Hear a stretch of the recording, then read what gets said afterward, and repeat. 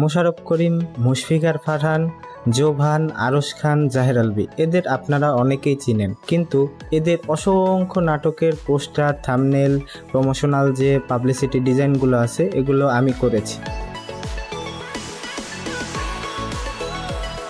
কিন্তু কেমন হয় এদের পোস্টার ডিজাইনার যদি আপনাকে পোস্টার ডিজাইন শেখায়? আশা করি ভালো কিছুই শিখতে পারবেন তাহলে। তো হ্যালো এভরিওয়ান, আমি দীপঙ্কর হালদার। বিগত 5 বছরেরও বেশি সময় ধরে কাজ করছি বাংলাদেশের মুভি, নাটক, মিউজিক এবং অন্যান্য যে সকল কন্টেন্ট আছে সেগুলোর থাম্বনেল এবং পোস্টার ডিজাইন নিয়ে। অনেকেই অনেক দিন ধরে আমাকে রিকোয়েস্ট করছেন আমাদের poster design basic to advance দ্বিতীয় ব্যাচ শুরু করার জন্য। তো আপনাদের সবার রিকোয়েস্টের ফলে আমি দ্বিতীয় ব্যাচ নিয়ে হাজির হয়েছি।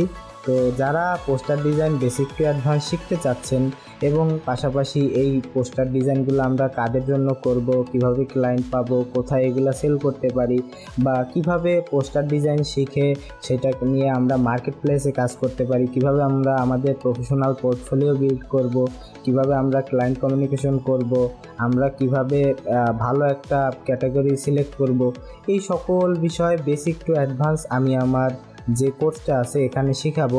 তো আপনারা আর দেরি না করে খুব দ্রুত আমার কোর্সে এনরোল করে ফেলেন।